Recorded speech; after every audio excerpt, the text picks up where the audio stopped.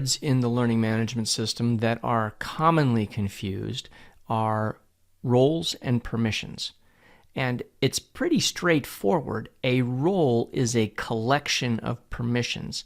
The permissions are the individual abilities of the user in the role to do something. So if you come to Site Administration Users and you come down here to define roles, what you'll see is the standard roles and any custom roles that you have in your Moodle Learning Management System. So this is the name of the role. You should always have a description about what they can do. This is the short name, which is used if you're assigning them to a CSV via CSV file, and then you can edit the permissions for each role. So, for example, if I click on the gear icon here for the student role, what I'm going to see is a list of student permissions.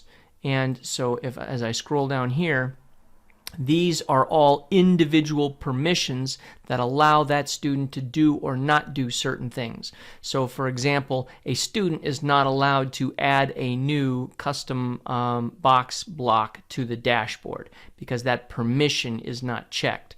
On the other hand, if I come down, I may be able to see something that a student can do right here. They are allowed to edit and manage external blogs, search for blog entries, or view blog entries. Okay, so individual permissions can be added or subtracted from a role. Now, what I recommend is this, and I'm going to go slightly more in depth than I had planned on it, but these are the default roles created by this system. I never recommend that they be edited. Never, never, never. The reason is that these are specifically designed to provide certain capabilities and limitations to the student role. If you decide at some point later on that you want to modify this role, then what I would recommend is that you create a custom role based on this archetype.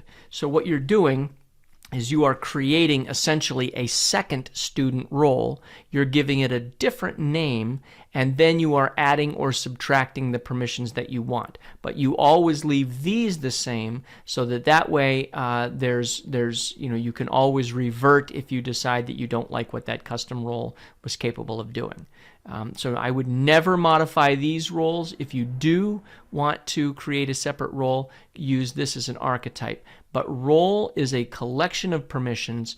Permissions are the individual things that make up the role. So those two words are going to be really important when you're talking with somebody, especially a learning management system administrator, about what you need from them in your site.